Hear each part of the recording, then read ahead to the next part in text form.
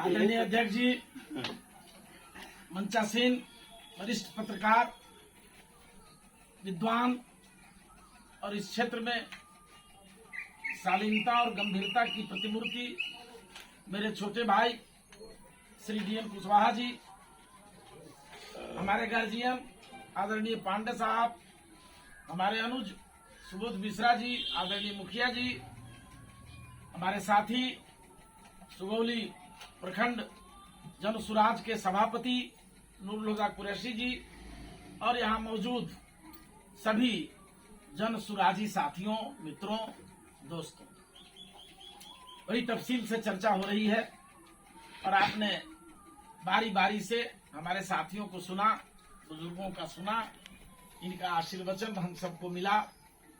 हृदय से इन सब के प्रति मेरा साधुवाद। और आप सब इतनी भीषण गर्मी में भी अपने गांव से चलकर यहाँ तक पहुंचे, इसके लिए भी आपके प्रति जन सुराज की ओर से आभार और साधुवाद। मैं ज्यादा वक्त न लेते हुए विषय पर आपसे बात करना चाहता हूं। ये क्यों हम लोग बैठे हैं, ये सवाल आपके मन में आया होगा। आदरणीय प्रशांत किशोर जी का निर्देशन आया कि जन सुराज अभियान के रूप में गांव-गांव जाया जाए, लोगों से मिला जाए और जन सुराज के कॉन्सेप्ट को, जन सुराज की अवधारणा को, उसकी परिकल्पना को आप तक पहुंचाया जाए, आपसे साझा किया जाए और फिर आपके माध्यम से इसका विस्तार मिल सके, इसे विस्तारित किया जा सके। जन सुराज, जनता का सुंदर राज। अभी अभी आदरणीय गार्जियन आप सबको बता रहे थे, गांधी जी ने जब आजादी की लड़ाई की शुरुआत करी थी चंपारण की इस ऐतिहासिक धरती से, तो उन्होंने सत्याग्रह किया था और सत्याग्रह में जो पहली जीत हुई थी 18 अप्रैल 1917 को, उस जीत ने पूरी अंग्रेजी हुकूमत की चूल्हे हिला दी। जिस अंग्रेजी हुकूमत का बोलबाला सूर्योदय से लेकर सूर्यास्त तक था, जिसके राज में कभी सूर्यास्त नहीं होता था, जो पूरी दुनिया पर शासन करता था, वो एक अकेला नियत था। महात्मा गांधी के चंपारण सत्याग्रह के बाद हिलने लगा, उसकी चूल्हे हिल गई और जो आंदोलन खड़ा हुआ चंपारण की सरजमीन से, वो आंदोलन फैलते हुए पूरे हिंदुस्तान तक फैला और अंग्रेजों को 7 समंदर पार भागना पड़ा। गांधी जी अकेले चले थे, तनहा चले थे और हमारे पूर्वजों को, हमारे पिता बाबा सरीखे लोगों को संकलित किया था, संगठित किया था, जिसमें हिंदू, मुसलमान, किसान, मजदूर सब को उन्होंने लामबंद किया था और अंग्रेजों के खिलाफ बिगुल फूका था। ये चंपारण की वही ऐतिहासिक धरती है जहां भितिहरवा में उन्होंने आश्रम खोलकर अपनी पत्नी कस्तूरबा गांधी को वहां तैनात किया था, ताकि लोगों को जागरूक किया जा सके, शिक्षित बनाया जा सके और उसे आजादी का मतलब समझाया जा सके।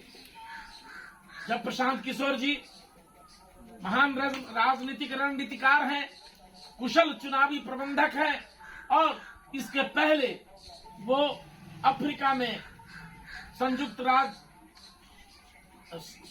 संघ में उन्होंने अपनी सेवाएं दी हैं। वो इंग्लैंड में अपनी सेवाएं दी उन्होंने, अमेरिका में अपनी सेवाएं दी और फिर अफ्रीका में भी जाकर समाज का काम किया उस बैनर के तले।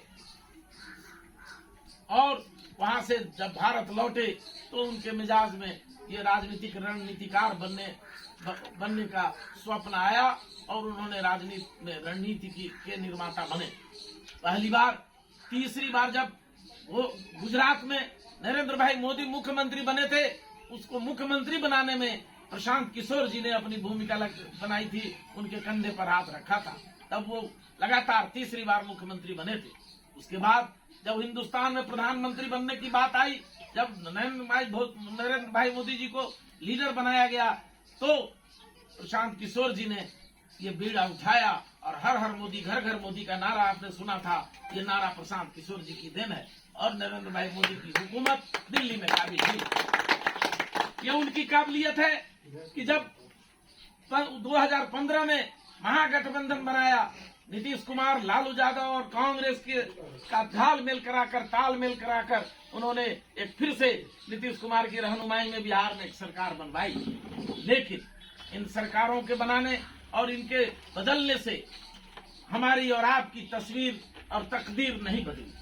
जब प्रशांत किशोर जी ने यह महसूस किया कि हमने भारत के दर्जनों राज्यों में केजरीवाल की सरकार, ममता बनर्जी की सरकार, तमिलनाडु में सरकार, कई सरकारें उन्होंने बनाई, और जब देखा, उन्होंने महसूस किया सरकारें तो बदली जा रही हैं, सरकारें बनाई बिगाड़ी जा रही हैं, लेकिन जनता वहीं की वहीं है। जनता की तकदीर और तस्वीर में कोई परिवर्तन नहीं हो रहा है। उसकी भूखमरी, उसकी फटेहाली बदस्तूर जारी है।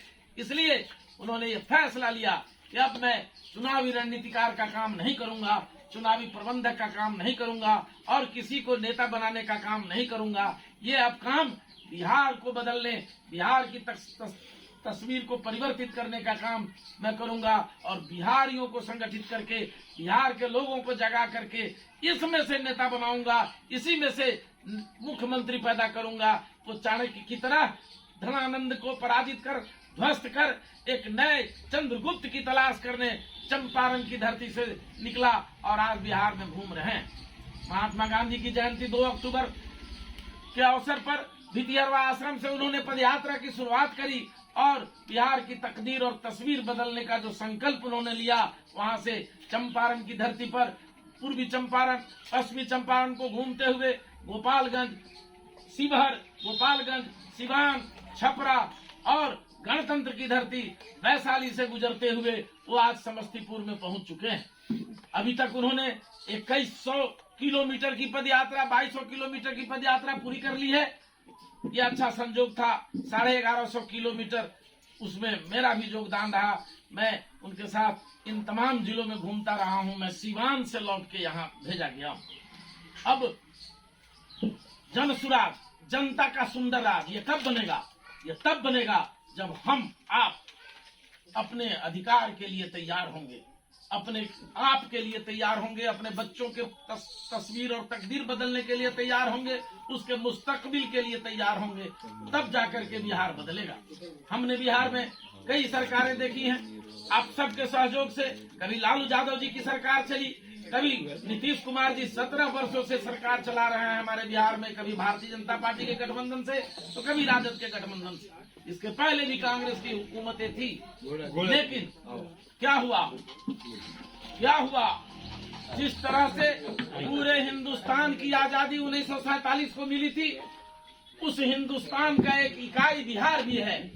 वह भी 15 अगस्त 1947 को ही आजाद हुआ था। 15 अगस्त 1947 को जिस तरह से पूरा हिंदुस्तान आजाद हुआ, उस हिंदुस्तान का एक अंग बिहार भी था, यह भी आजाद हुआ। लेकिन पंजाब कहां से कहां चला गया, गुजरात कहां से कहां चला गया, कलकत्ता और महाराष्ट्र की हालत आपसे छुपी हुई नहीं है। दिल्ली आपके देश की राजधानी है। चारों तरफ बड़े पैमाने पर कल कारखाने स्थापित किए गए, उद्योगों का विस्तार हुआ, लेकिन आखिर क्यों, क्या वजह रही? बिहार के लोगों ने क्या कसूर किया था? बिहार में उद्योगों की कोई स्थिति नहीं है, कहीं उद्योग नहीं बनाए गए, कहीं विकास का काम नहीं किया गया। सड़क बना देना, नाला बना देना, ये विकास के फॉर्मूले में नहीं आता। विकास तो तब माना जाता जब रामगढ़वा में कोई फैक्ट्री खुली हो